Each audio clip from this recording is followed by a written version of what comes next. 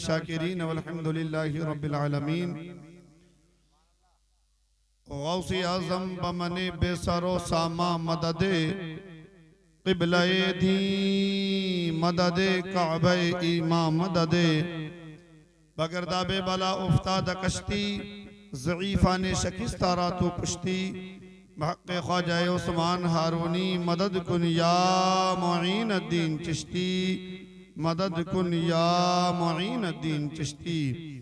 सरवरा शाह करीमा दस्तगीरा अशरफा हुर्मते रूहे पैगंबर यक नजर कुन सुए मा यक नजर कुन सुए मा यक नजर कुन सुए मा। या शरफ़े ज़माना ज़माने मदद नुमा दरहाय बस्ताराज़ किलीद इकरम कुशा।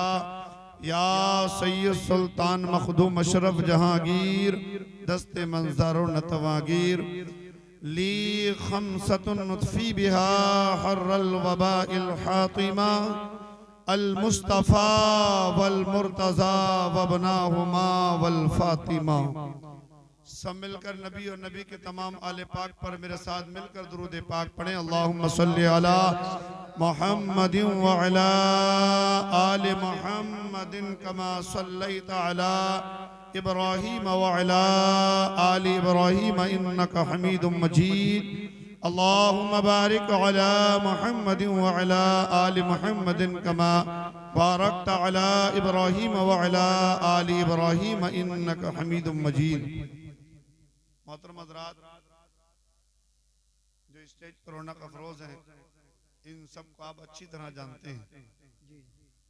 क्योंकि वक्त इतना हो गया है कि अब मैं एक जुमला भी किसी की शान में या तक मौजू से हटकर बोलना नहीं चाहता, इसलिए कि ये वो वक्त है। इस वक्त अगर मैं आपसे ये कहूं कि आप सुनने के लिए तैयार हैं तो ये कहना मुनासिब नहीं है। आप कहोगे मौलाना तैयार ना होते तो इस महफिल में आकर ही नहीं बैठते। हाँ, इसमें तो वही आकर बैठते हैं जिनको सरकार बुलाते हैं। दूसरा जुमला मैं ये कहूँ आपसे, किसी को नींद तो नहीं आ रही है तो ये कहना भी मुनासिब नहीं है, इसलिए कि आप कहोगे मौलाना रात के 12 बजे नहीं आएगी तो फिर क्या दिन के 12 बजे आएगी। भी हर चीज अपने टाइम पर आती है, लेकिन अल्लाह ने इंसान को अक्ले सलीम दी है। क्या बात, वो उसका दिफा करने का, उसको रोकने का तरीका जानता है। किसी किताब में पढ़ने की जरूरत नहीं है। मैं एग्जाम्पल देता हूँ आपको, रात के 12 बजे आपको बिलारी जाने की जरूरत पड़ जाए या आपको खेत पर ट्यूबवेल चलाने के लिए जाने की जरूरत पड़ जाए, आप बिस्तर से उठें, आपको नींद आ रही थी। अब आप ये बताइए, आप नींद भगाएंगे या बाइक चलाएंगे? कौन सा काम करेंगे? पहले नींद तो भगाएंगे नहीं। अगर बगैर नींद भगाए बाइक चलाने शुरू कर दी तो अड्डे की बजाय गड्ढे में पहुंच जाएगी। ऐसी होगा ना। तो इसी तरह ये वक्त वो हो गया है, मुझे 2 काम करने पड़ेंगे अब। हाँ, अब सुनाना भी है और तुम्हें जगाना भी है, और ज्यादा देर गुफ्तगू नहीं रहेगी, इसलिए कि अब मुझे तकरीर करने की जरूरत नहीं है। माशाअल्लाह आज मेरा इतना दिल खुश हुआ है, हमारे अजीजम मौलाना तनवीर अशरफ साहब ने कमाल कर दिया। ये अल्हम्दुलिल्लाह इनके वालिद बुजुर्गवार क़ारी ज़ुबैर आलम साहब की दुआओं का और मेहनतों का नतीजा है, और आपको बहुत खुश होना चाहिए, बहुत खुश होना चाहिए। और आज मैं इस जिम्मेदार स्टेज से मेरा दिल ये कहता है कि आज की इस तकरीर में जो शान मुस्तफ़ा को बयान किया गया है, तो आज मेरा दिल ये कहता है कि अल्लाह तबारक व तआला इस महफिल को देखकर अपने फरिश्तों से हुक्म फरमा रहा होगा, ए फरिश्तों, जिसका घर का फर्द, जिसका भांजा जमीन पर खड़े होकर मेरे महबूब की शान को बयान कर रहा है, अब मेरी गैरत को गवारा नहीं कि मैं उसके मामू को कब्र में अजाब दूं। बेशक, क्या बात है, जिंदाबाद। यकीन कहता है जलसे की बरकत से, इस नबी के जिक्र की बरकत से अल्लाह तबारक व तआला ने उनकी कब्र को जन्नत बना दिया होगा। बेशक। मैं इसके सबूत में एक रिवायत थोड़ी सी पेश करता हूँ, वाकई अपने मौजू पर आता हूँ। हजरत आपने बारहा सुना होगा, हजरत ईसा पैगंबर एक कब्रिस्तान से गुजरे। अब तवज्जो मेरी तरफ रखें आप, एक कब्रिस्तान से गुजरे तो आपने क्या देखा, एक कब्र में आग के शोले दहक रहे हैं। वापस पलटे, कुछ अरसे के बाद देखा तो उसकी कब्र में जन्नत की खिड़की खुली हुई है। क्या रब बात। की बारगाह में अर्ज किया, मौला कुछ अरसा पहले इस कब्र में आग के शोले दहक रहे थे, आज जन्नत की खिड़की खुली हुई है। तो रब की जानिब से पैगाम मिलता है, ए ईसा पैगंबर, कुछ अरसे पहले इसको इसके गुनाहों की सजा मिल रही थी, क्या फिर क्या हुआ कि ये जब इसका इंतकाल हुआ था, इसने अपनी बीवी को हामिला छोड़ा था और इसने कहा था, ऐ मेरी शरीक हयात, अगर तेरे शिकम से बेटा पैदा हो तो उसको हाफिज कुरान बनाना। अभी वो हाफिज कुरान तो नहीं बना है, उसके उस्ताद ने अब उसको बिस्मिल्लाह सिखाया। उस्ताद कहता था, पढ़ बेटा बिस्मिल्लाहिर्रहमानिर्रहीम।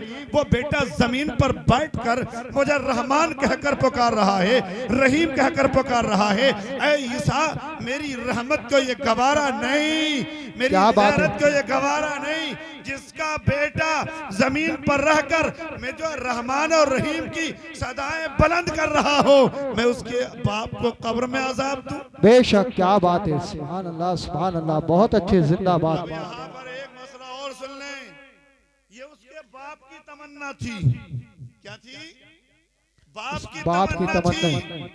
अगर किसी के भाई की तमन्ना हो कि मेरा भाई आलिम दीन बन जाए, किसी के चचा की तमन्ना हो कि मेरा भाई भतीजा आलिम दीन बन जाए, किसी के नाना की तमन्ना हो कि मेरा नवासा आलिम दीन बन जाए, किसी के मामू की तमन्ना हो कि मेरा भांजा आलिम दीन बन जाए, और वो उसी तमन्ना को लेकर इस दुनिया से चला जाए और वो जमीन पर आलिम दीन बन जाए, तो वही हदीस पाक, वही रिवायत उस पर आएगी कि वो जमीन पर बैठकर जब मुस्तफा या मुर्तजा की सदाएं बुलंद, क्या बात है, अल्लाह तबारक व तआला उसकी नेक नियत की बरकत से उसकी कब्र को जन्नत बना देगा। नारे तकबीर, नारे रिसालत, मसलके आला हज़रत फैज़ाने मखदूम अशरफ, फैज़ाने मखदूम सिमरा, नारे तकबीर। मौजूद सामी, ये मैंने जो अभी मौलाना तनवीर अशरफ साहब ने तकरीर की, जानते हो बहुत अच्छा, किसी भी चीज को परखने के लिए वो जानते हैं जो जानते हैं, हाँ कि कौन क्या बोलता है।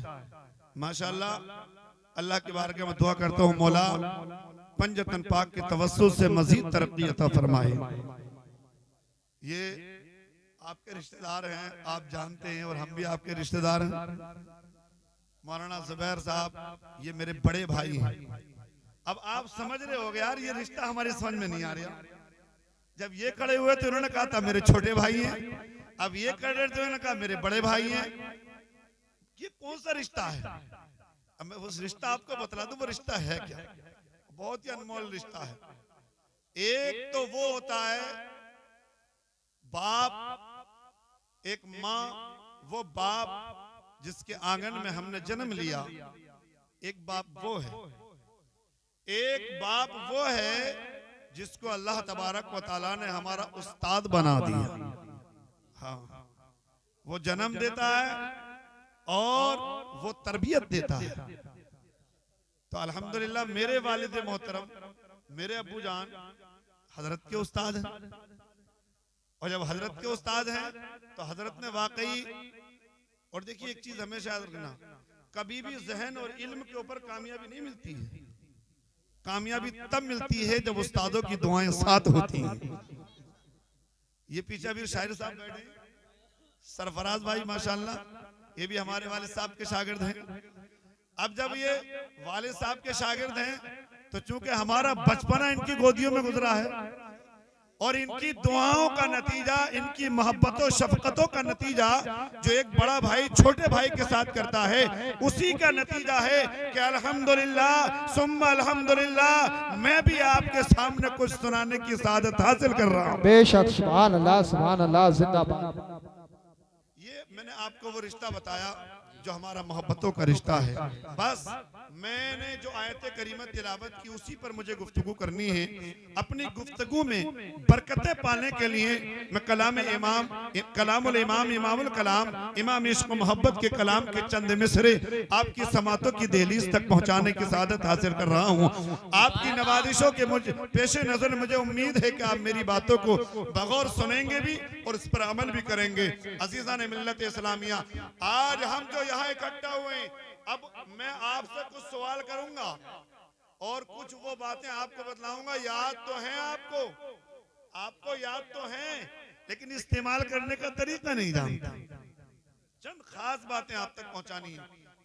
तो आज हम यहाँ जो सब इकट्ठा हुए हैं, इसलिए इकट्ठा हुए हैं ताकि हम सब मिलकर नबी का जिक्र करें, नबी की आल का जिक्र करें, दुरूद और सलाम पढ़ें और फिर हम सब मिलकर आली जनाब मरहूम शेर अली साहब के लिए दुआ करें। अरे किसी आप मेरी तरफ तवज्जो रखें, देखें नहीं इजाजत नहीं, आपको कलाम पढ़वाएंगे, बैठ जाइए आप। अब जो हम यहाँ इकट्ठा हुए हैं, हमारा सबका मकसद ये है कि हम सब मिलकर मरहूम के लिए दुआ करें। आप इनकी तरफ तवज्जो न दें, वो पहले समझा दिया था नाजिम साहब ने आपको, उस तरफ आप ज़हन दें ना। ये कह रहा था कि चले जाओ। अभी कुछ अरसे पहले असमोली में प्रोग्राम हुआ था, असमोली के पास वहां भी पहुंच गए थे। दीवाना तो दीवाना कहीं पहुंच जाए दीवाना तो दीवाना। बहरहाल इनकी दीवानगी पर आप नजर न दें। अब मेरी बातों का ऐसा ना ऊपर उड़ जाए, आप समझो तकरीर तो हुई थी यार, समझ में नहीं आई। तो आज हम क्यों इकट्ठा हुए? ताकि हम मरहूम के लिए दुआ करें। अरे क्या करें? दुआ करें। अब में से कोई भाई कह सकते हैं मौलाना दुआ ही करना था तो फिर ये 2 घंटे का प्रोग्राम क्यों, 3 घंटे का प्रोग्राम क्यों? आप आते दुआ करके चले जाते, आप भी सो जाते और हम भी सो जाते। लेकिन सुनो, ये प्रोग्राम क्यों? देखो भाई, चाय पीने की इजाजत तभी दूंगा आप चाय भी पीते रहे, मुझे भी देखते रहे, और आप डिस्टर्ब करेंगे तो बात खराब हो जाएगी।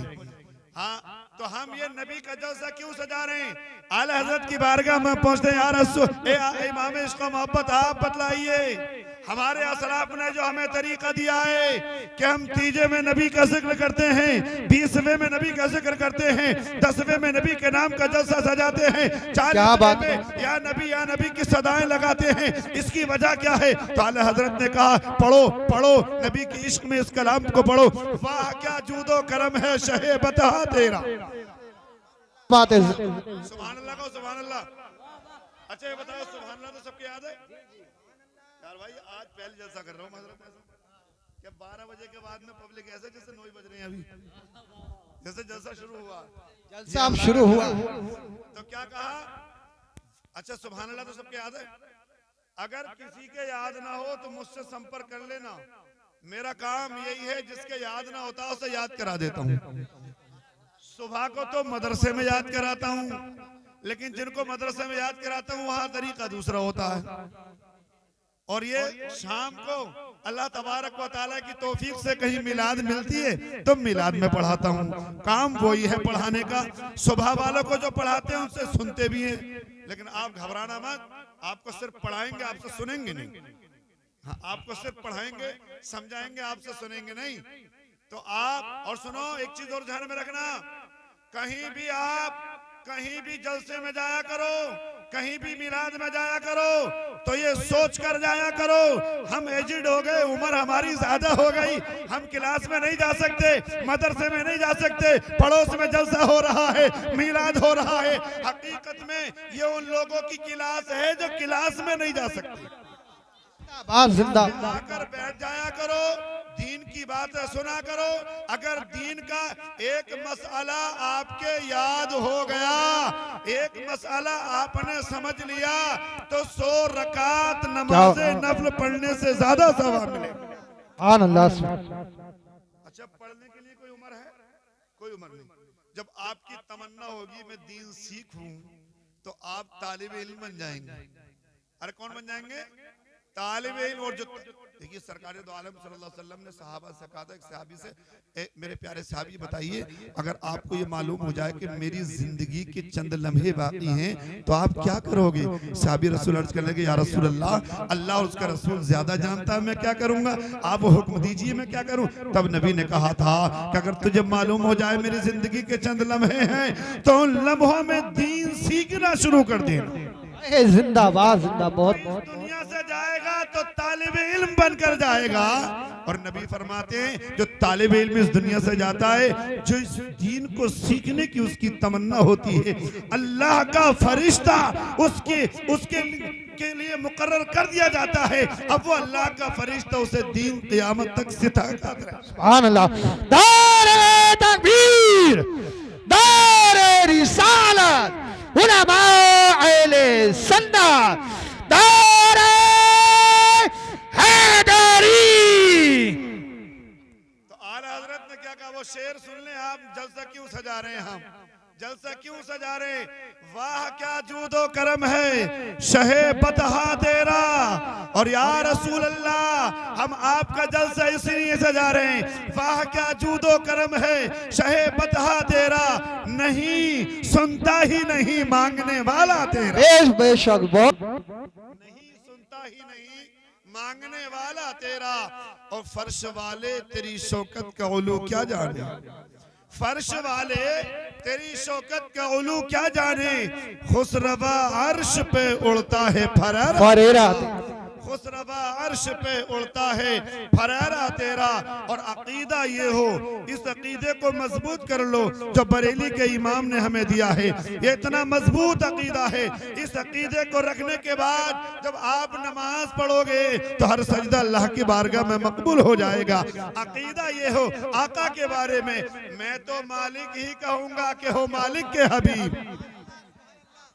अकीदा क्या हो, मैं तो मालिक ही कहूंगा कि हो मालिक के हबीब, यानी महबूब व मुहिब में नहीं मेरा तेरा। और जब दुआएं करो अल्लाह की बारगाह में, अपने मरहुमीन के लिए करो, अपने के लिए करो, अजीजीन के लिए करो, तो अकीदा ये हो जो आला हजरत ने कहा, तेरी सरकार में लाता है रजा उसको शफी, तेरी सरकार में लाता है रजा उसको शफी, जो मेरा गौस है और लाडला बेटा तेरा, जो मेरा गौस है और लाडला बेटा तेरा। अजीज़ान मिल्लत इस्लामिया,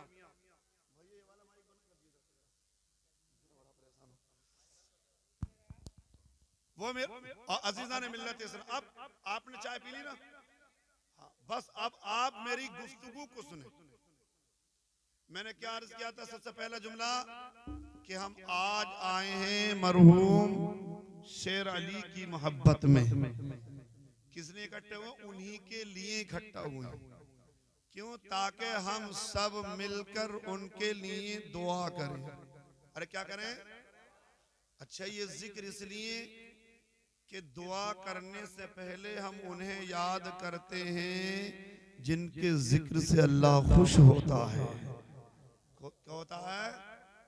एक मैं एग्जाम्पल दूं, हमारे दरवाजे पर कोई मांगने के लिए आता है ना, कुछ भीख लेना चाहता है, तो वो चालाक जो मांगने वाला होता है वो भीख नहीं मांगता है। पहचान कर लेना, वो भीख नहीं मांगता है। वो दरवाजे पर खड़े होकर क्या कहता है? अल्लाह तेरे बच्चों को सलामत रखे, तेरे घर को सलामत रखे, तेरे बच्चों की खैर हो। जब उसके बच्चों की वो खैर मांगना शुरू कर देता है, उसकी तारीफ करना शुरू कर देता है, उसके लिए दुआ करना शुरू कर देता है, अब उसे मांगने की जरूरत नहीं पड़ती है, मालिक उसे खुद व खुद भीख अता कर देता है। ऐ सुन्नी मुसलमानों, हम जब रब की बारगाह में दुआ करने के लिए 40वें में इकट्ठा होते हैं, ताकि हमारा अजीज जो 40 दिन पहले जिसे हम कब्रिस्तान में छोड़कर आ गए, कोई जानता है उनकी हालत क्या होगी? कोई बता सकता है? कोई नहीं बता सकता। कभी ठंडे दिमाग से सोचा आपने कि जिनको हम कब्रिस्तान में छोड़कर आ गए, मनो मिट्टी उनके ऊपर रखकर हम आ गए, उनकी हालत कब्र में क्या होगी? उम्मीद है ज़ुन्नुल मोमिनीन खैरा के तहत कि अल्लाह ने उनकी कब्र को जन्नत बना दिया होगा। लेकिन ये भी तो हो सकता है किसी गुनाह की गिरफ्त में आकर कब्र में अजाब हो रहा हो। दोनों ऑप्शन मौजूद हैं। लेकिन सुन्नी मुसलमानों, हम उनकी मगफिरत की दुआ करने से पहले उस नबी की नात पढ़ते हैं, उस नबी की तारीफ करते हैं, उस नबी पर दुरूद और सलाम पढ़ते हैं, उसकी आल का जिक्र करते हैं जिनसे रब खुश होता है, ताकि हम यहाँ नबी नबी करें, अली अली करें। अल्लाह हमारे इस अमल से खुश होकर हमारे मरहूम की कब्र को जन्नत बना दे। इसीलिए हम ये जिक्र करते हैं, इसीलिए हम ये नबी के नाम का जलसा सजाते हैं। क्यों करते हैं? उनका नाम लेते हैं जिनकी कब्र में चलती है। अच्छा, एक और मैं एक आसानी से समझाता हूँ। हाँ, मैं बिल्कुल आसानी से समझाता हूँ, आपको बात आसान हो जाएगी। फॉर एग्जाम्पल, आपके घर से किसी को पुलिस वाले पकड़कर ले जाएं, कहाँ लेके जाएंगे? थाने तो लेके जाएंगे, थाने में ले जाएं किसी जुर्म में। जब थाने में लेकर पहुंच जाएंगे, सारे घर वालों के होश उड़ जाएंगे। अरे उड़ जाते नहीं? खानदान वालों को नींद नहीं आ रही, पार्टी वालों को नींद नहीं आ रही रात को। भाई क्यों परेशान हो? कि जो पकड़ कर ले गए वो इंसान नहीं है? अरे इंसान है ना। अच्छा, जिस जगह पर ले गए थाने में वो इंसान नहीं रहते क्या? इंसान ही रहते हैं ना। फिर परेशान क्यों है? क्योंकि आपके सामने दो ऑप्शन मौजूद है। हो सकता है उन्होंने नरमी की हो तो उसे बिस्तर भी मिल गया हो, और हो सकता है कि उन्होंने पिटाई की हो, उस बेचारे को रात को सोने को बिस्तर नहीं मिला हो, उसे मोटे मोटे मच्छरों ने काटा हो, उसे बिस्तर नहीं मिला हो, खाने को नहीं मिला हो। ये तसव्वुर जब हमारे दिमाग पर अटैक करता है, हमें नींद नहीं आती। अरे नहीं आती ना, तो फिर क्या करते हैं हम? उसका रिएक्शन क्या होता है? क्या करते हैं हम? पार्टी वाले इकट्ठा हो जाते हैं, महल्ले वाले इकट्ठा हो जाते हैं, खानदान वाले इकट्ठा हो जाते हैं। अरे भाई क्यों इकट्ठा हो रहे हो? इसलिए इकट्ठा हो रहे हैं, इसलिए पंचायत कर रहे हैं। भाई उनके पास चलो जिनकी थाने में चलती है। मेरी बात को आप कैच करना। हाँ, तवज्जो से जरा। उनके पास, भैया आप हटा दे, चाय को हटा दे, अब ना फिर पारा गरम हो जाएगा मेरा। उनके पास चलो जिनकी, मैं आपको बहुत मेन टॉपिक दे रहा हूं किसी को समझाने के लिए, पॉइंट बात जिसे कहते हैं, बिल्कुल मेन। किसके पास जाते हैं? जिनकी थाने में चलती है। क्यों जाते हैं भाई उनके पास? इसलिए कि इनकी सिफारिश से हमारा आदमी बच जाएगा। अगर हमने कोशिश कर ली तो बच जाएगा, और कोशिश न करी तो फंस जाएगा। हालांकि वो मुजरिम है, हम जानते हैं इसने जुर्म किया है, हम जानते हैं इसने गलती की है, लेकिन चचा भी आ गए, ताऊ भी आ गए, मामा भी आ गए, भांजे भी आ गए, सब आ गए। क्यों आ गए? हर एक अपनी ताकत का इस्तेमाल कर रहा है। मेरी कोशिश से बच सकता है, मेरी मेहनत से बच सकता है, फला नेता जी से मेरे कांटेक्ट हैं, उनकी सिफारिश से काम हो जाएगा। पता चला थाने में किन की चलती है? नेताओं की चलती है, कचहरी में चलती है। तो जिनकी थाने में चलती है, कचहरी में चलती है, उनके पास जाकर उनकी सिफारिशें करके, पैसा खर्च करके, मेहनत करके हम अपने मुजरिम को भी बचा लेते हैं। अरे बचा लेते हैं ना। अब बिल्कुल आप इसी को अपनी नजरों के सामने रखें।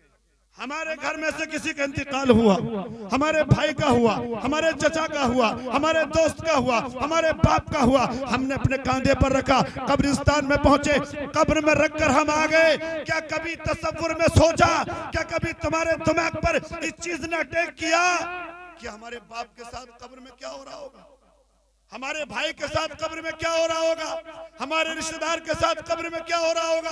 कभी सोचा? हाँ, जिन्होंने सोचा तो वो क्या करते हैं, जो सोचते हैं तो वो क्या करते हैं कि भाई इकट्ठा हो जाओ, कभी 30 में इकट्ठा हो जाओ, कभी 20वें में इकट्ठा हो जाओ, कभी 40वें में इकट्ठा हो जाओ। भाई क्यों इकट्ठा हो रहे हो? क्यों इकट्ठा हो रहे हो? कि जब जिंदा थे तो उनके पास गए थे जिनकी दाने में चलती है। अब कब्र में पहुंच गए, कब्र में किसी अंतरी मंत्री की नहीं चलती, किसी ईरधान प्रधान की नहीं चलती, किसी माँ के लाल की नहीं चलती। अरे उस कब्र में चलती है तो आमीना के लाल की चलती है।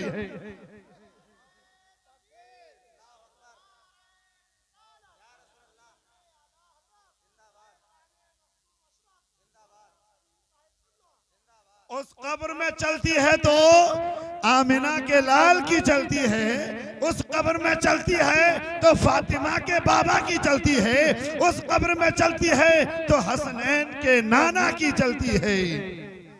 इसीलिए हम सुन्नी मुसलमान कभी तीजे में नबी के नाम का जलसा सजाते हैं, कभी 20वें में सजाते हैं, कभी 40वें में सजाते। क्यों सजाते भाई? इसलिए सजाते जिन्हें कब्र में छोड़कर आ गए, अब हम वो काम करें, उनका जिक्र करें, उनकी बारगाहों में जाए, उनका नाम ले जिनकी कब्र में चलती है, ताकि हम यहाँ जमीन पर बैठकर उनका जिक्र करके मुस्कुराएं और हमारे अजीज की रूह कब्र में मुस्कुराए। समझ रहे हैं ना बात को? एक रिवायत और पेश कर देता हूँ कैसे चलती है। नबी की चलती है, जानते हो सबसे ज्यादा माँ प्यार करती है। माँ के मुकाबले में कोई प्यार ना करता ना। लेकिन बताओ किसी की माँ अपने बेटे के साथ कब्र में गई, किसी का बाप गया, दोस्त के लिए सब कुछ छोड़ दिया, क्या दोस्त कब्र में चला जाएगा? कोई नहीं जाएगा ना, सब छोड़ जाएंगे।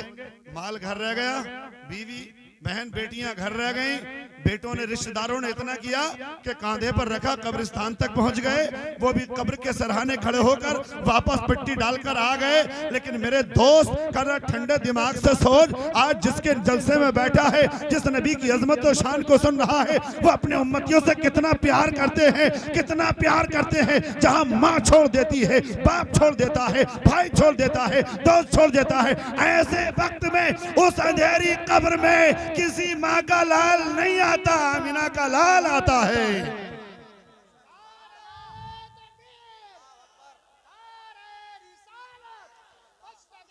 आमिना का लाल आता है, आमिना का लाल। अगर हमने दुनिया में नबी पर दुरूद व सलाम पढ़ा होगा, नबी की सुन्नतों को अपनाया होगा, नमाजों को इसलिए पढ़ा होगा, मेरे नबी की आंखों की ठंडक है, तो मेरे दोस्तों जब आका कब्र में तशरीफ लाएंगे, जहां तक नजर जाएगी उसकी कब्र को रोशन कर दिया जाएगा। तो अपने नबी से प्यार करो, इसलिए कि वो हमसे सबसे ज्यादा प्यार करते हैं, तो हम भी हर चीज से ज्यादा उनसे प्यार करें। एक रिवायत और पेश कर दूं किस किस की चलती है। हाँ, एक फैजाने सुन्नत बड़ी मशहूर मारूफ किताब है, सब पढ़ते हैं, सब जगह पढ़ाई जाती है। उसमें एक रिवायत कोट की है मौला अली के ताल्लुक से। मौलाए कायनात अली मुर्तजा कर्रमल्लाहु वजहुल करीम का गुजर दो ताजा कब्रों के करीब से हुआ। तो आपने सोचा, ख्याल आया, रब की बारगाह में अरीज़ा पेश कर दिया, मौला मैं ये चाहता हूँ इन दोनों की कब्रों से पर्दा हट जाए और इन मुर्दों के हालात मुझ पर जाहिर हो जाएं। कौन अर्ज कर रहे हैं ये? मौला अली। कौन? कहो एक मर्तबा या अली। मौला अली ने जब ये किया, जैसे अल्लाह की बारगाह में अरीज़ा पेश किया, वो पर्दे हट गए। तो आपने क्या देखा? उस कब्र में, उस एक कब्र में आग के शोले दहक रहे हैं और उसकी गले में आग का तोक पड़ा हुआ है। लेकिन जब उसको ये मालूम हुआ कि अली मेरी कब्र पर आ गए, तो मुर्दे ने भी पुकार कर कहा था, या मुश्किल कुशा, जब आप मेरी कब्र पर आए गए तो मेरी मुश्किल कुशाई फरमाइए, मुझे इस कब्र के अजाब से बचाइए। इससे एक मसला और हल हो गया। मुसलमान चाहे कितना ही गुनाहगार हो, कितना ही गुनाहगार हो, जब उसकी कब्र पे कोई जाता है तो वो पहचान लेता है कौन आया है।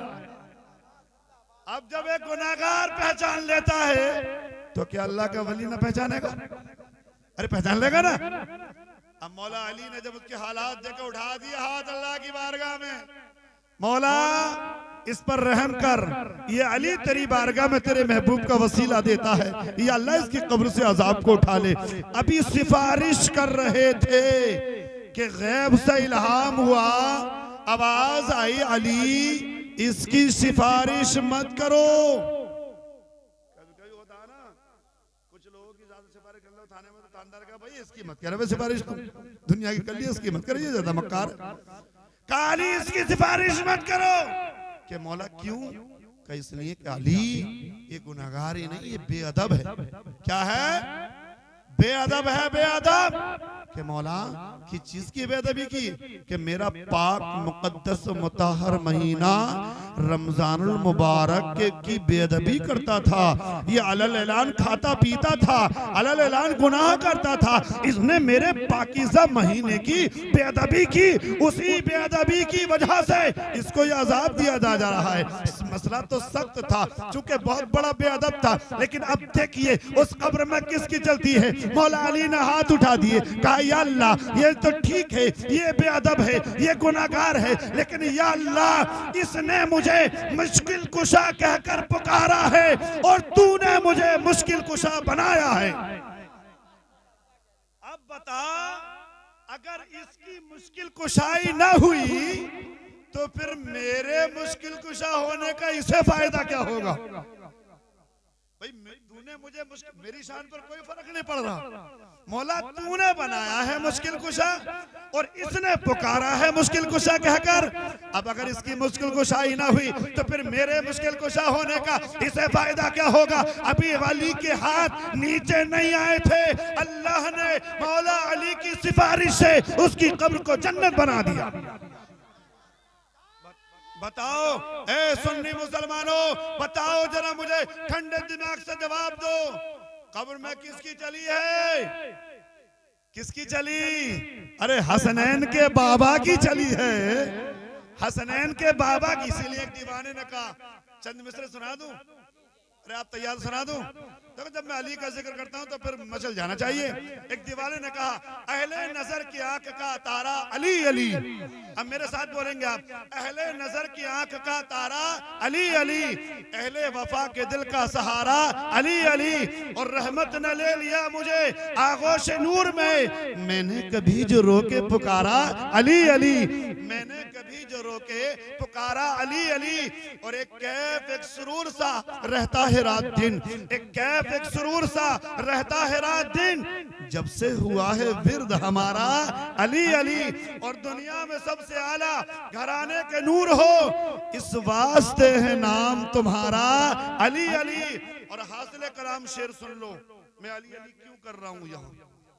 आजम ये मगफिरत की सनद है हमारे पास, आजम ये मगफिरत की सनद है हमारे पास। हम हैं अली के और हमारा अली अली, हम हैं अली के और हमारा अली अली।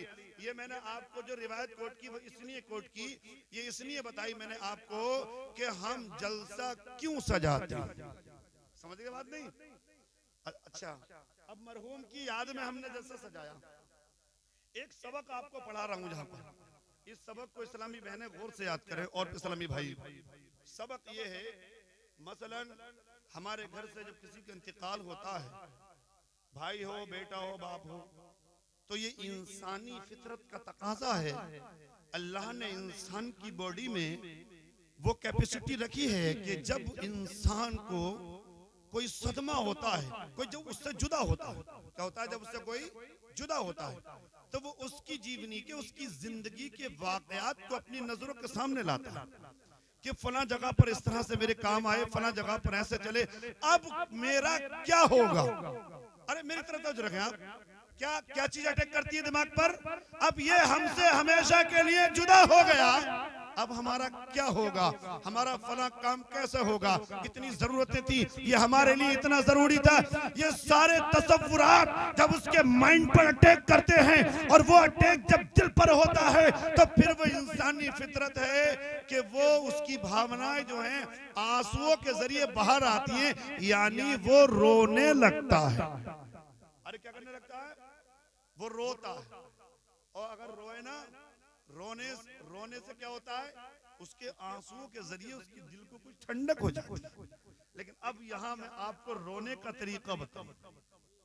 मेरी सोच तो ये है, कोई जबरदस्ती तो रोता नहीं भाई, कोई जबरदस्ती, कोई कहे जबरदस्ती रो रहा, ऐसा नहीं।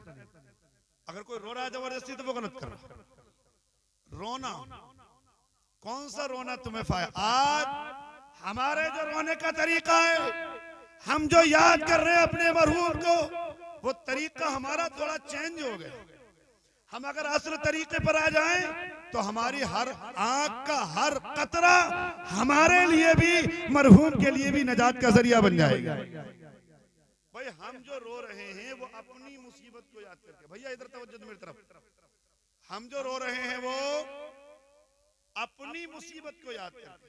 कैसे? बेटियां इसलिए रोई कि अब्बा चले गए, अब हमारा क्या होगा? इसे दिमाग से निकाल दो, अब हमारा क्या होगा? क्यों? जो रब कल तुम्हारी हिफाजत कर रहा था, जो रब माँ के पेट में तुम्हारी हिफाजत कर रहा था, जो रब जब तुमसे चलना नहीं आता था उस वक्त तुम्हारी हिफाजत कर रहा था, जब तुम्हें मालूम नहीं था आग किसे कहते हैं, पानी किसे कहते हैं, उस वक्त तुम्हारी हिफाजत कर रहा था, वही रब आज कर रहा है, वही रब कल तुम्हारी हिफाजत करेगा। आज हमारा रोना किस चीज का है कि अब हमारे सर से बाप का साया चला गया, हमारी जिंदगी किस तरह से गुजरेगी? भाई चला गया, भाई इसलिए रो रहा है, अब मेरे बाप का पेड़ टूट गया, मेरा वजन कम हो गया, अब मेरी जिंदगी किस तरह से गुजरेगी?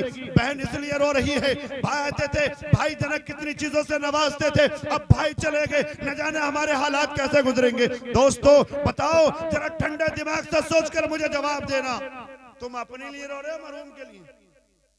अरे अपने लिए तो रोए, अपनी मुसीबत को ही तो याद करके रोए। ये बताओ कि तुम्हारे रोने का तुम्हारे मरहूम को पता चलेगा? अब अगर तुम मरहूम के, भाई जब तुम रोए, किसी की याद में रोए, उसे पता ना चले तो फिर रोने का फायदा क्या हो? एक एग्जाम्पल देता हूं मैं आपको।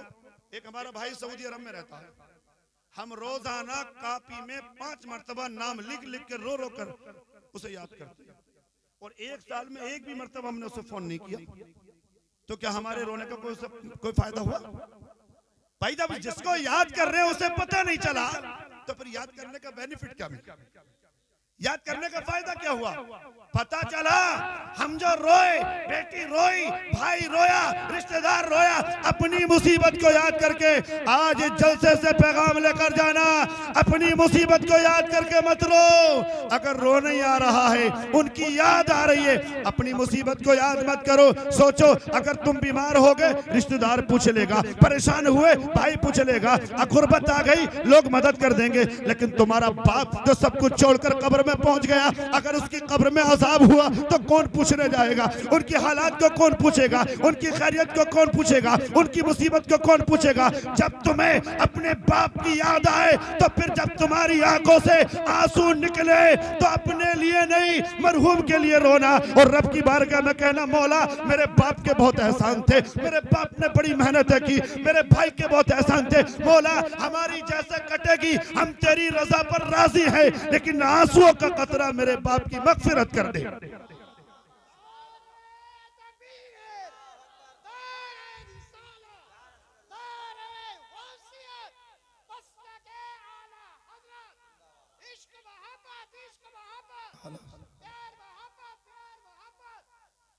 मेरे दो, अरे मेरी बात को आपने कैच किया नहीं? जब आपको रोना आए अपने लिए नहीं मरहूम के लिए रो। अरे किसके लिए रो? किसके लिए? मरहूम के लिए। अच्छा मरहूम के लिए रोने का तरीका क्या होगा? सुन लो भैया, हो मेरी, मरहूम के लिए रोने का तरीका क्या होगा? मरहूम के लिए रोने का तरीका ये होगा, मेरे दोस्त जब तुझे अपने बाप की याद आएगी ना, भाई की याद आएगी, जब उनकी याद आएगी तेरे आंख से आंसू निकलेंगे। बेटी तेरे बाप की मोहब्बत में जब तेरे आंख से आंसू निकले तो उस आंसुओं को बेकार मत करना, उस आंसुओं को जाया मत जाने देना, बल्कि रब की बारगाह में कहना, मौला तुझे मेरे इन आंसुओं के कतरों का वास्ता मेरे बाप की कब्र को जन्नत बना दे। अब जो तू रो रहा है अल्लाह की बारगाह में रो रहा है। अरे कहां रो रहा है? अरे अब फुक़हा किराम से पूछो, हदीसे करीमा पढ़ो, जो अल्लाह की बारगाह में एक कतरा आंसू का अगर जमीन पर गिर जाए वो जहन्नम की आग को ऐसे बुझा देता है जैसे आग लकड़ी को खा जाती है। तेरा रोना अपने लिए नहीं होगा, अल्लाह की बारगाह में अपने बाप के लिए रोना होगा। अब जितना चाहो रो, जितना, किसी मुफ्ती से फतवा पूछ लो, कोई नहीं लगाएगा पाबंदी, जितना चाहो रो, लेकिन अल्लाह की बारगाह में अपने बाप के लिए रो, अपने मरहूम के लिए रो। जानते हो जब उनकी याद आए तो क्या करेंगे आप? ये जो तरीका है ना, हम उनकी जिंदगी के बयान कर कर के रोते हैं। हमारी इस्लामी बहनें क्या करती हैं? पूरा बयान सुना देंगे, फला जगह ऐसे कही थी, वो ऐसे कही थी, इसका उन्हें पता नहीं चलेगा। अब मैं बताऊं, तुम जमीन पर याद करोगे, उन्हें कब्र में पता चल जाएगा। और वो कैसा पता चलेगा? जब तुम्हें उनकी याद आए तो कुरान की तिलावत कर लिया करो। आप कहोगे भाई हमसे तो कुरान पढ़ना नहीं आता, मौलाना साहब ने तो मसला बहुत कर्रा बता दिया। सुनो, जितने आप बैठे हो ना, आप सबसे कुरान पढ़ना आता है। क्या आता है? सबसे कुरान पढ़ना आता है। बता दूं? नमाज याद है ना? अरे हाँ कर दो, सुन थोड़े रहे हूं मैं यहाँ। नमाज याद है ना आपके? तो जब नमाज याद है आपके, तो नमाज में सूरह फातिहा पढ़ी जाती है ना, अल्हम्दुलिल्लाहि रब्बिल आलमीन। ये सूरत तो सबको याद होगी। बताओ, ये बताओ, ये कुरान की सूरत है या नहीं? अरे कुरान की सूरत है ना। तो जैसे कोई अलहम्दु पढ़ने लगे तो क्या कुरान नहीं पढ़ रहा? वो पढ़ रहा है। नबी ने क्या फरमाया कि जिसने कुरान का एक हर्फ पढ़ा उसको 10 नेकी मिलती है। अरे कितने नेकी मिलती है? तो अगर कोई ये नहीं कहा कि शुरू से पढ़े या आखिर से पढ़े या दरमियान से पढ़े, जहां से चाहे पढ़े, हर हर्फ के बदले में 10 नेकी। तुम चाहते हो हम भी कुरान पढ़ के अपने मरहूम को सवाब पहुंचाएं, अपने मरहूम को इसाले सवाब करें। दोस्तानी मोहतरम, जब अलहम्द पढ़ना शुरू करोगे, कुरान पढ़ने का सवाब मिलेगा, हर हर्फ के बदले में 10 नेकी मिलेंगी। और आगे चलिए, और आगे चलिए, आपके कुल याद होगा, सूरह इखलास जिसे कहते हैं, कुल हुवल्लाहु अहद अल्लाहु समद लम यलिद वलम यूलद वलम यकुल लहू कुफुवन अहद। ये सूरत तो सबके याद होगी। मेरे करीम नबी सल्लल्लाहु ताला अलैहि वसल्लम ने इरशाद फरमाया, जिसने इस सूरत को 3 मर्तबा पढ़ लिया। अरे क्या मर्तबा? 3 मर्तबा पढ़ लिया। मेरे आका फरमाते हैं उसको पूरा कुरान पाक पढ़ने का सवाब मिलता है। बताओ भाई, कौन नहीं पहुंचा सकता सवाब पूरे कुरान का? तो जब उनकी याद आए ना, कुरान पढ़ लिया करो। जब उनकी याद आए, सूरह इखलास पढ़ लिया करो, सूरह फातिहा पढ़ लिया करो। जब तुम्हें अपने भाई की याद आए, अपने बाप की याद आए, अपने अजीज की याद आए, तो कलमा तैयबा ला इलाहा इल्लल्लाह मुहम्मदुर रसूलुल्लाह पढ़ लिया करो। जब तुम्हें उनकी याद आए, अल्लाह की राह में कुछ खर्च कर दिया करो। अभी तुम जमीन पर बैठकर कलमा पढ़ोगे, कुरान पढ़ोगे, सूरत पढ़ोगे, तस्बीह पढ़ोगे मेरे दोस्तों। और ये तस्बीह, कुरान, ये सूरत जो आपने पढ़ी है, इसे पहुंचाने की ये नहीं है कि पहुंचाएंगे तभी पहुंचेगा। मसला ये है, जैसे ही आपने सवाब की नीयत से पढ़ लिया, अभी जबान से वो जुमला अदा होगा, अल्लाह का मुकद्दस फरिश्ता उसे नूरानी थाली में सजाकर उनकी कब्र के सराहने खड़े होकर आवाज देकर कहेगा, एक गहरी कब्र में सोने वाले, तेरी बेटी ने तेरे लिए तोहफा भेजा है, तेरे बेटे ने तेरे लिए तोहफा भेजा है, तेरे भाई ने तेरे लिए तोहफा भेजा है, तेरे दोस्त ने तेरे लिए तोहफा भेजा है। मेरे दोस्तों, जब वो तोहफा उसकी रूह को पहुंचेगा, उसे उतना सुकून मिलेगा, उतना सुकून मिलेगा कि सारी कायनात का खजाना उनके कदमों में डाला जाता, उतना सुकून नहीं मिलता जितना सुकून वो सवाब के पहुंचने के बाद मिलता है। कब मिलेगा भाई? जब तुम उन्हें तरीके से याद करोगे। कहां से याद करोगे? तरीके से याद करोगे, सलीके से याद करोगे। अच्छा, एक मसला और बता दूं यहाँ पर, कभी भी किसी मरहूम को याद किया करो तो अच्छाइयों से याद किया करो। किस चीज से? उसकी अच्छाइयों को बयान किया करो। यार वो इतने अच्छे थे, फला के साथ ये भलाई की थी उन्होंने, यार वो नमाज पढ़ते थे, या फला जगह पर उन्होंने ये काम किया था। जब तुम किसी मरहूम को अच्छाइयों के साथ याद करोगे ना, जब जमीन पर बैठकर चंद बंदे किसी मरहूम की अच्छाइयां बयान करते हैं, रिवायत में आता है, हदीस में आता है, नबी फरमाते हैं, अल्लाह फरिश्तों को हुक्म देता है, फरिश्तों जिसके मरने के बाद लोग उसकी अच्छाइयों को बयान कर रहे हैं, उसकी अच्छाइयों को याद कर रहे हैं, मैंने इन बंदों के उसे अच्छा कहने की वजह से उसकी मगफिरत कर दी है। तुम्हारे अच्छा कहने से कुछ घटेगा तो नहीं, लेकिन तुम्हारे अजीज का काम बन जाएगा, उसकी दरजात को बुलंदी मिल जाएगी। अजीजा ने मिल्लत इस्लामिया, बस मैं एक हदीस पाक और पढ़ता हूं और जल्दी बात को समेटता, चूंकि वक्त काफी हो गया। मैं हदीस पाक, अच्छा एक मसला और एक हदीस पाक पढ़ रहा हूं, उसके बाद कुछ इद्दत के ताल्लुक से चंद बातें मुझे आपसे बतानी। किस चीज के ताल्लुक से? हाँ, इद्दत में कुछ मसले ऐसे चल रहे हैं, ऐसे चल रहे हैं मसले। हमारे घर घर में मुफ्ती हैं, नया से नया मसला निकालते हैं, इतना बोझ बना दिया इद्दत को। इद्दत के ताल्लुक से चंद बातें बता, एक हदीस पाक मैं आपको पढ़ रहा हूँ, बस उसके बाद में इद्दत के ताल्लुक से 2-4 बातें बताकर फिर इंशाअल्लाह ताला सलाम कलाम हो जाएगा। अज़ीज़ान मिल्लत इस्लामिया, देखिए अल्लाह के रसूल सरवर कायनात सल्लल्लाहु अलैहि वसल्लम के हदीस पाक है, जब हम किसी को कब्र में दफन करके आते हैं तो उस मुर्दे की हालत क्या होती है?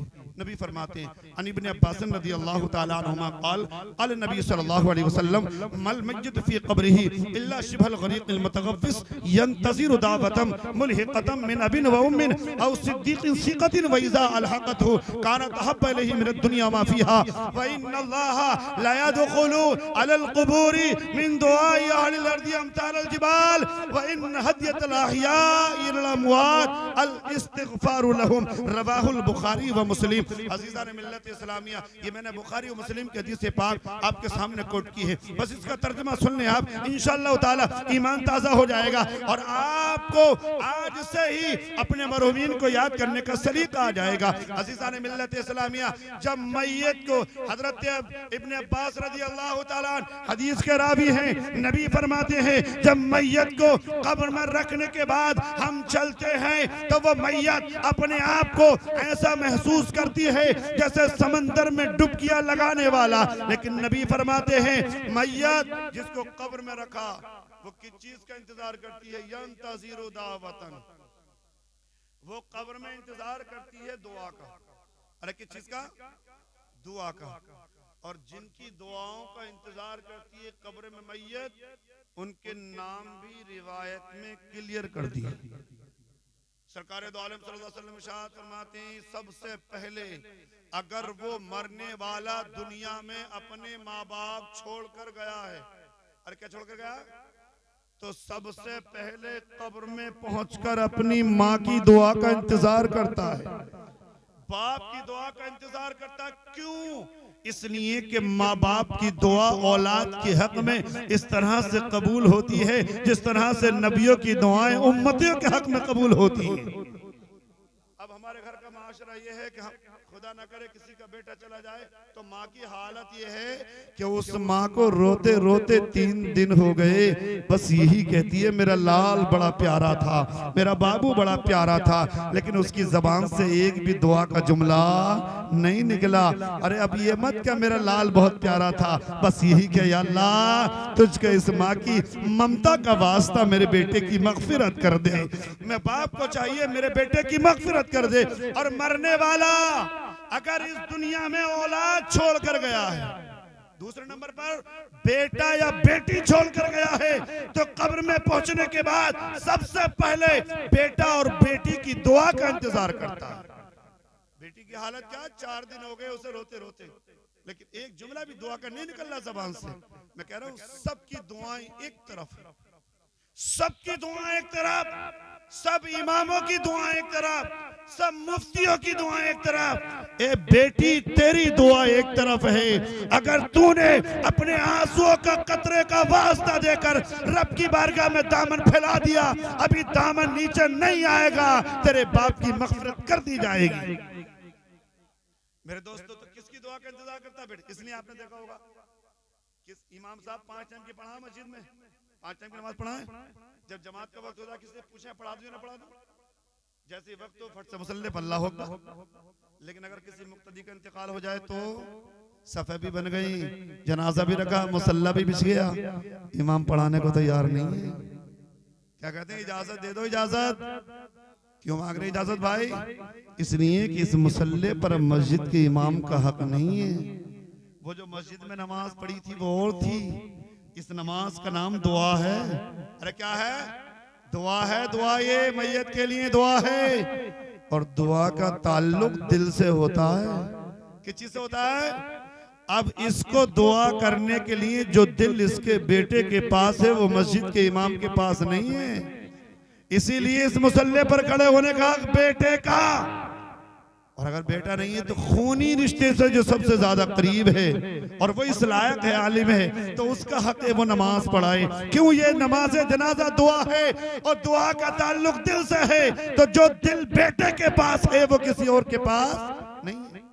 लेकिन माशरे का हाल ये, तीजा हो रहा, तीजा अब्बा का तीजा हो रहा, मस्जिद में 50-50 किलोमीटर की दूरी से लोग आ गए और सब पढ़ने ला इलाहा इल्लल्लाह मोहम्मद रसूलुल्लाह। और 4 बेटे, पूछा बेटे कहाँ है? कि बेटे तो बिरयानी की देगों में लगे हुए हैं, इन्हें न मिल रही तौफीक कलमा पढ़ने की, ये तो इसमें लगे हुए हैं। कोई मोहल्ले का नेता, पड़ोस का, खानदान का, पार्टी का कोई आदमी भूखा न चला जाए।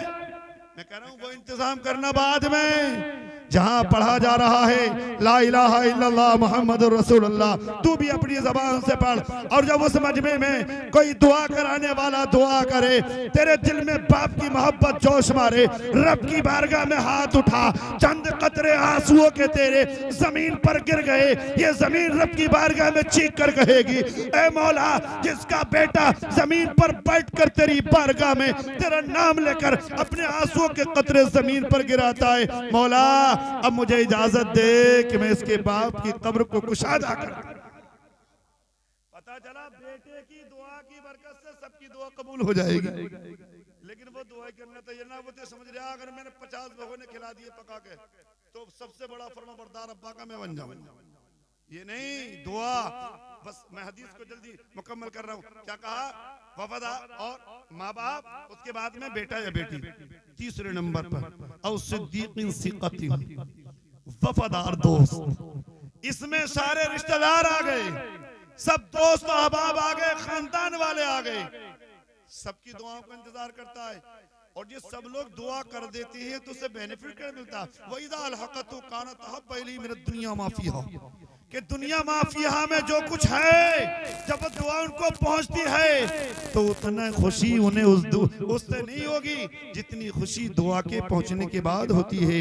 और जिनके लिए जमीन वाले दुआ करते हैं, इन्नल्लाह ला यदखुलु अलल क़ुबूरि मिन दुआइ अहलिल अर्ज़ि अमसालल जिबाल, यकीनन अल्लाह तबारक व तआला उनकी कब्रों पर पहाड़ों के बराबर रहमतें नाजिल फरमाता है। अमसालल जिबाल, पहाड़ों की तरह रहमतें नाजिल फरमाता है। किनकी कब्रों पर? जिनके लिए जलसा सजाया जाता है, जिनके लिए 40वां किया जाता है, और जिनके लिए कुछ नहीं होता वहां रहमतों का नुज़ूल नहीं होता। अच्छा, आप कोई तोहफा दे सकते हो अब्बा को जो इस दुनिया से चले गए, उन्हें कोई ना कोई तोहफा दे सकते हैं ना। अब सुनिएगा, हम घर में दाखिल हुए, अब्बा को पैसे ला के दिए, खुश हो गए, पानी पिलवा दिया, खुश हो गए, दवाई खिलवा दी, खुश हो गई। लेकिन सुनिए एक बात यहाँ पर सुन लें आप, ये सारी चीजों का ताल्लुक किस चीज से था? जिस्म से। और किस चीज से था? जिस्म से। और जिस्म को मौत आ गई, लेकिन अल्लाह ने इंसान को 2 चीजें दी, जिस्म और रूह। अरे क्या दिया है? जिस्म और रूह। मौत जिस्म को आती है, रूह को नहीं आती है। रूहानी रिलेशन आपका बरकरार है, रूहानी ताल्लुक आपका बरकरार है। इसलिए हदीस पाक में कहा गया, इन हदियतल अहया इलल अमवात, यकीनन जिंदों का तोहफा, जिंदों का गिफ्ट, जिंदों का इनाम मुर्दों के लिए क्या है? नबी फरमाते हैं अल इस्तिग़फारु लहुम, तो वो उनके लिए मग़फ़िरत की दुआ करना है। क्या है? मग़फ़िरत की। आप यहाँ जमीन पर बैठकर उनके लिए मग़फ़िरत की दुआ करोगे, अल्लाह का फरिश्ता उस दुआ को नूरानी थाली में सजाकर पेश करेगा, ले तेरे बेटे ने तेरे लिए गिफ्ट भेजा है। मेरे दोस्तों, इसलिए कि हमारा रूहानी रिलेशन से मौजूद है। हम उन्हें खाना नहीं खिला सकते, पानी नहीं पिला सकते, लेकिन दुआ पहुंचा सकते हैं। अजीज़ान मिल्लत इस्लामिया, ये मैंने हदीस पाक आपको पढ़ी। अब मैं मेरी ये जो दुआ के ताल्लुक से गुफ्तगू थी ये तो कंप्लीट हो गई। बस मैं इद्दत के ताल्लुक से चंद मसले बताए। आज कुछ लोग ये समझते हैं, कुछ औरतें समझती हैं कि ये इद्दत जो हो रही है ये औरत पर जुल्म है। बताओ कितना सताया जा रहा है। अल्लाह का शुक्र अदा किया करो, नबी के आने से पहले तो हालात ये थे कि अगर शौहर का इंतकाल हो गया तो अब मसला क्या है? 4 महीने 10 दिन की इद्दत होगी। लेकिन उस वक्त मसला क्या था? अलग अलग मसले थे। कुछ जगह था कि 1 साल तक, कितने? 1 साल तक उसे जंगल में जाकर एक झोपड़ी बनाकर उसमें कैद कर दिया जाता था, ना उसकी सफाई सुथराई का ख्याल, ना नहाने का इंतजाम। लेकिन और जब 1 साल पूरा होता था तो उसके ऊपर मैंगनियां, उसके हाथ में मैंगनियां होती थी, वो फेंकती हुई थी, उसको बदकिस्मत समझा जाता। इतना बुरा। कुछ जगहों पर शौहर के इंतकाल के बाद उसी को जला दिया जाए। अलग अलग रिवाज थे, इस पर बहुत लंबी गुफ्तगू कर सकता हूँ, लेकिन मैं अपना मसला बताता हूँ हमारे लिए क्या जरूरी है। कुरान पाक का फैसला है, वल्लज़ीना यतवफ़्फ़ौना मिनकुम व यज़रूना अज़वाजन यतरब्बसना अनफुसहिन्ना अर्बअता अशहुरिन व अशरा।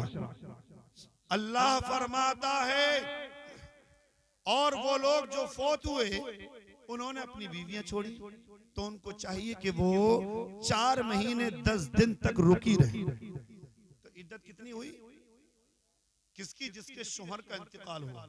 किसका? जिसके शौहर का इंतकाल हुआ, उस औरत की इद्दत कितनी है? 4 महीने 10 दिन। लेकिन ये उस औरत की इद्दत है जो औरत हामिला नहीं है, जो औरत प्रेग्नेंट नहीं है। जो औरत प्रेग्नेंट है उसके लिए इद्दत यह है कि जब तक बच्चा पैदा नहीं होगा, जब तक उसकी इद्दत पूरी नहीं होगी। अगर 10 दिन बाद ही बच्चा पैदा हो जाए इद्दत पूरी हो जाएगी, 1 महीने के बाद बच्चे की विलादत हो जाए इद्दत पूरी हो जाएगी। लेकिन जो औरत हामिला नहीं है उसकी इद्दत कितनी है? 4 महीने 10 दिन। 4 महीने 10 दिन। इंतकाल के बाद से इद्दत शुरू होती है। एक पहली रस्म, सबसे पहली बुरी रस्म जो मैं आपके सामने रखता हूँ, शौहर का इंतकाल हुआ। हमारे यहाँ का रिवाज है, इंतकाल हुआ, जनाजा उठाते वक्त में उस औरत को जनाजे के करीब किया जाता है और उसके भाइयों को बुलाया जाता है, नहीं उसके देवरों को या जेठ को बुलाया जाता है। वो करीब आते हैं और उसकी चूड़ी को फोड़ते हैं। ये रस्म चलती है ना अपने, चूड़ी फोड़ी जाती है। अच्छे बात बताओ, मसला सुन लो। अभी यहाँ पर चूड़ी को क्यों उतारा जा रहा है? इसलिए कि चूड़ी जीनत के लिए है और जीनत सिर्फ शौहर के लिए थी। तो जब शौहर चला गया तो इसकी चूड़ी को भी उतार दिया जाए। जीनत शौहर के लिए थी। लेकिन ये बताइए, कुंडल जो है कान में, क्या वो जीनत के लिए नहीं है? वो भी तो जीनत के लिए ना। तो मसला समझ में नहीं आ रहा। जब जीनत की सारी चीजें उतारी जा रही है, कुंडल भी और उसका हार भी और उसका पेंडल भी, जितने भी जेवरात है सब उतारा जा रहा है, लेकिन चूड़ियों को फोड़ा क्यों जा रहा है? भाई फोड़ना है तो फिर कुंडल को भी फोड़ो, फिर उसके पेंडल को भी काट के फेंको। और फिर जुल्म ये है कि सब लोगों के सामने से आगे किया जाता है, जिनसे पर्दा है उन्हीं के हाथ से चूड़ियों को फोड़ा जाता है। जिनसे पर्दा है, पहली गलती हमने ये की, पहली गलती ये की कि उन्हीं के सामने लाकर हाथों को पकड़कर चूड़ियों को फोड़ा जा रहा है।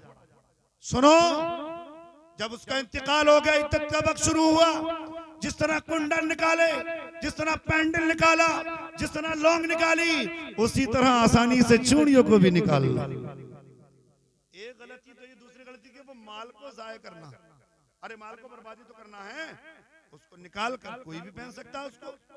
लेकिन कुछ जगहों पर तो मसला ये है कि मुर्दे के जिस्म की जो चीजें उसे अछूत समझा। अछूत तो चल जा, अछूत समझ रहा, तो कपड़ों को अछूत समझ लिया तुमने, रुमाल को अछूत समझ लिया, चलो किसी को दे दो। और उसका जो 20,000 का मोबाइल था उसे, और जेब में जो 20,000 रुपए थे वो कहां चले गए? भाई जब अछूत है तो सब दे दो। अगर किसी को आपको कोई चीज खैरात करनी है, देनी है, तो उसे अछूत समझकर नहीं, किसी की मदद समझ कर दो। वो पहनेगा, उसकी मदद हो जाएगी, हमारे मरहूम को सवाब मिलेगा। पहला मसला सुन लिया आपने। कहीं भी जरूरत पड़े तो चूड़ियों को उतारो, चूड़ियों को तोड़ो मत। ये हमारे यहाँ का, हमारी किसी किताब में ये मसला मौजूद नहीं। इद्दत का वक्त शुरू हो गया, इद्दत का वक्त शुरू हो गया, और इद्दत 4 महीने 10 दिन के गुजरने का नाम। किस चीज का नाम है? गुजरने। गुजारेगी कहां?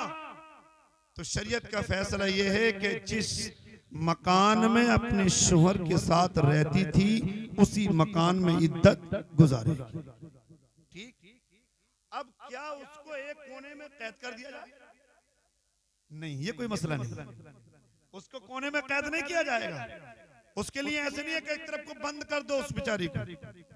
वो जिस तरह से घर में रहती थी, पूरे घर में जहां चाहे बैठे, जहां चाहे उठे, जैसे पकाती थी, खाती थी, कपड़े धुलती थी, अपने का काम करती थी, वो सारे अपने जरूरत के काम घर में करे। उसको कैद में बैठाने का नाम इद्दत नहीं। कुछ जगहों पर ये जुल्म किया जा रहा है कि उस बेचारे को अगर बाहर को निकाल के लाए ना और ऊपर आसमान है तो उसके ऊपर चादर ढक के लाए सेटों से बंद करके उसे, क्या आसमान से भी पर्दा? यार आसमान से किस किताब में पर्दा लिखा हुआ? आसमान से पर्दा, आसमान से पर्दा नहीं है, जमीन से पर्दा नहीं है, हवा से पर्दा नहीं है। वो अपने घर में खुला कर जहां चाह रहे। अच्छा, पर्दे का मतलब क्या है? पर्दे का मतलब पहली चीज तो सुन लें, जब शौहर चला गया तो जितनी चीजें खूबसूरती की थी सब चली गई। आंखों में सुरमा नहीं लगाएगी, सर में तेल नहीं डालेगी, बालों की कंघी नहीं करेगी, चुस्त लिबास नहीं पहनेगी, ढीला ढाला लिबास, साफ चमकीला लिबास नहीं पहनेगी, जितनी जीनत की चीजें थी खुशबू नहीं लगाएगी, इन सारी चीजों से परहेज करेगी। लेकिन क्या नहाएगी भी ना? नहाने की इजाजत है? सफाई सुथराई तो आधा ईमान है। साफ सुथरा रहना क्या है? आधा ईमान है। अच्छा, अगर सर में इतनी दिक्कत हो गई कि बगैर कुछ डाले चैन नहीं पड़ रही, नींद नहीं आ रही, तो अब उस तेल को जो डालना है, अगर जरूरत पड़े रात में डाले। कैसा तेल? जिसमें खुशबू ना हो। कड़वा तेल आता है सरसों, ऐसा तेल जिसमें खुशबू ना हो। और फिर किस लिए डाले? बालों की खूबसूरती के लिए नहीं, उसको जीनत समझकर नहीं बल्कि दवा समझकर इस्तेमाल कर, जरूरत समझकर। किसी के बालों के हालात ये हो गए, इतने उलझ गए कि बगैर काढ़े अब चैन नहीं पड़ती, तो उसके लिए कि पतले दाने, बारीक दाने से अगर काढ़ेंगे तो खूबसूरती आएगी बालों में, मोटे दानों के कंगे से काढ़े और अपने उलझे हुए बालों को निकाल सकते। समझ रहे मसले को? अच्छा, घर में अच्छा एक मसला हो, ये पर्दे का जो मसला चल रहा, जीनत की बहुत सी चीजें और भी अगर किसी कोई मसला हो तो पूछ सकते हैं। बहरहाल अब घर में रहने का मसला, असल चीज घर में रहना है।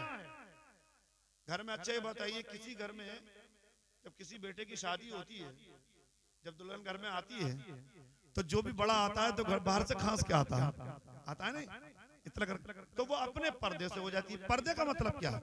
उसका लिबास ढीला ढाला हो और उसके चेहरे पर जो दुपट्टा है, उस दुपट्टे की कंडीशन ये हो कि कोई नजर डाले तो उसका चेहरा साफ नजर ना आए। पुरानी औरतें तुम्हें जितनी भी मिलेंगी वो हर वक्त इस तरह से रहती हैं। अगर कोई हर वक्त इस तरह से रहती हैं, उनके चेहरे पर किसी गैर महरम की नजर ना पड़े, इसी चीज का नाम पर्दा है। फिर तो जो गैर महरम भी हैं, अगर वो आ जा रहे हैं तो उससे बेपर्दगी की नहीं होगी।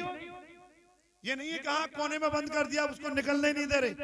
कुछ जगहों पर तो बीमार हो जाना, बीमार तो डॉक्टर को दिखाना तैयार ना है कि इद्दत में है, तो इद्दत में मारेगा कैसे? इद्दत में तो अगर उसे मेडिसिन की जरूरत है, डॉक्टर देख सकता है, उसका इलाज भी कर सकता है। और यहां तक कि अगर उसकी बीमारी बढ़ गई, घर पर कंट्रोल नहीं हो रहा, तो उसे हॉस्पिटल भी ले जा सकते हो। और घर में जो जिंदगी गुजार रही है बिल्कुल सलीके के साथ। और देखिए, औरत पर ये शौहर का हक है, वो इन 4 महीने 10 दिन अल्लाह के हुक्म पर जब अमल करती है और एक कोने में बैठकर अल्लाह अल्लाह करती है, कुरान की तिलावत करती है, तो जानते हो वो उसकी नजात का भी जरिया बनता है, उसके बच्चों की तरक्की का जरिया बनता है। उसके बच्चों के सामने जो मुसीबतें आने वाली होती है, उसके इस अमल की वजह से, अल्लाह अल्लाह करने की वजह से अल्लाह उन मुसीबतों को हटा देता है और उसके इस अमल से उसके शौहर की नजात कर देता है। ये सोचकर अय्याम इद्दत को गुजारें, शरीयत के दायरे में रहकर, शरीयत की पाबंदियां कर कर। ये शरीयत का हुक्म है 4 महीने 10 दिन इद्दत के गुजारना और अपने बच्चों के लिए दुआ करना, अपने शौहर के लिए दुआ करना, यह हर माँ का हक है। अल्लाह तबारक व तआला हम सबको सही पर अमल करने की तौफीक अता फरमाए। बस इन अशार पर मैं अपनी बात को खत्म करता हूँ।